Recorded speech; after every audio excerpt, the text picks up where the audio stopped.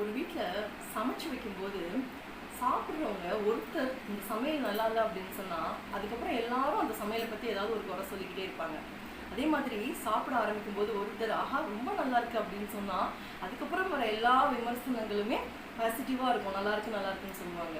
இது உண்மையாலுமே தக்லீஃப் படத்துக்கு இதை ஒப்பிட்டு பார்க்குறேங்க. ஏன்னா இத்தனை நாட்களாக எல்லாரும் சொன்ன விமர்சனங்களை பார்த்துட்டு அந்த படம் நல்லா இருக்காது போல இருக்கு, போய் பார்க்க வேண்டாம் அப்படின்னு நினச்சிருந்தேன். ஆனால் என்னுடைய கணவர் கமலஹாசன் அவர்களுடைய தீவிர ரசிகர்.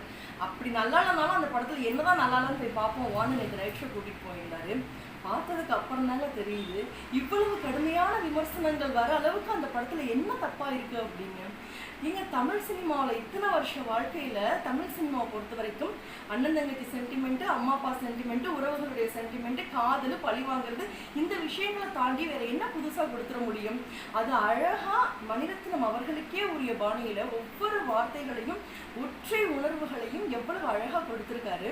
இது தாண்டி நிறைய திரிஷாவுக்காக கமலஹாசனும் சிம்புவும் சண்டை போட்டுக்கிறாங்கன்னு எந்த இடத்துலயாவது முகம் சுழிக்கிற மாதிரியான காட்சிகள் அந்த படத்துல இருந்திருக்கா?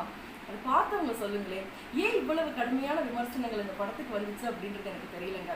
ஒரு 60-65 வயசு இருக்கக்கூடிய ஒரு ஆள் 40 வயது இருக்கக்கூடிய ஹீரோக்களுக்கு இணையாக சண்டை போட்டு அந்த அளவுக்கு தன்னுடைய ஹார்ட் ஒர்க்கை கொடுத்து உலக நாயகன் அப்படின்றத திரும்ப திரும்ப ஒவ்வொரு நிமிஷமும் நிரூபிச்சிட்டு இருக்காரு. ஒவ்வொரு இடமும் எந்த பிசுறும் தட்டாம செதுக்கி வச்ச மாதிரி அவ்வளவு அழகா அந்த காட்சிகளை அவ்வளவு அழகா கோர்வையா கொண்டு போயிருக்காங்க.